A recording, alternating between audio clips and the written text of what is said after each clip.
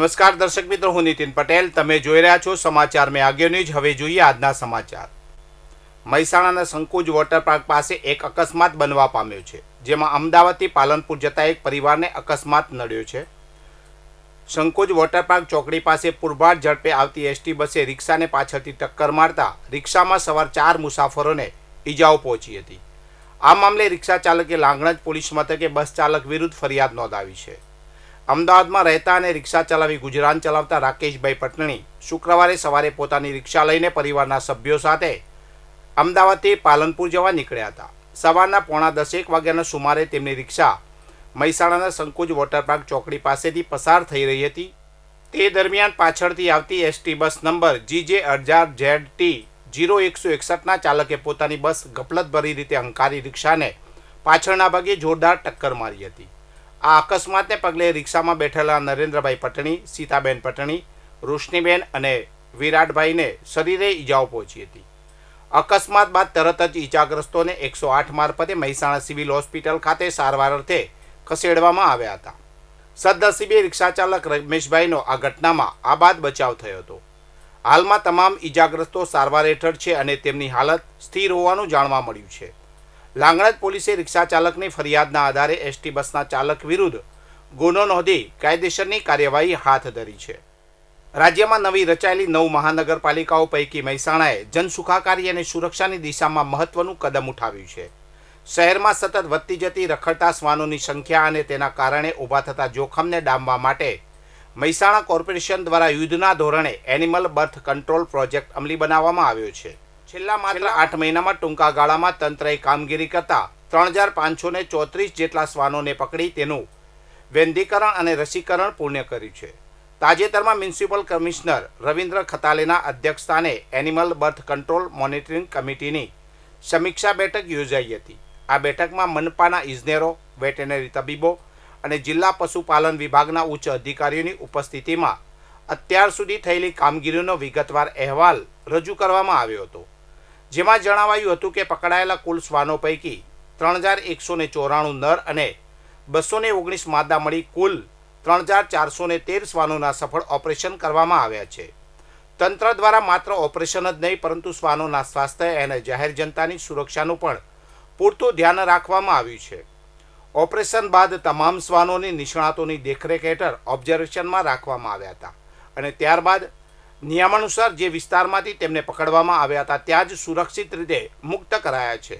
શહેરીજનોમાં હડકવાનો ભય ઓછો થાય હેતુથી મુક્ત કરાયેલા તમામ 3324 શ્વાનોને એન્ટી રેબીઝ રસીના ડોઝ પણ આપવામાં આવ્યા છે. આ રસીકરણને કારણે ભવિષ્યમાં જો કોઈ શ્વાન વ્યક્તિને કરડે તો પણ હડકવા જેવી જીવલેણ બીમારીનું જોખમ નહિવત થઈ જાય છે.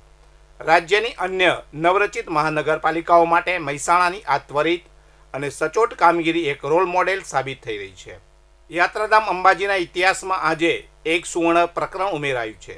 ગુજરાતના મુખ્યમંત્રી ભૂપેન્દ્ર પટેલે બનાસકાંઠાના અંબાજી ખાતે ₹950 કરોડના શ્રી શક્તિ કોરિડોર પ્રોજેક્ટના પ્રથમ તબક્કાનું ખાતમુહૂર્ત કર્યું હતું. આ સાથે જ અંબાજીના પ્રવેશદ્વારમાં ત્રિશુળિયા ઘાટ પર 16 ફૂટ ઊંચા દિવ્ય અખંડ શક્તિ ત્રિશૂળનું ભવ્ય અનાવરણ કરવામાં આવ્યું હતું.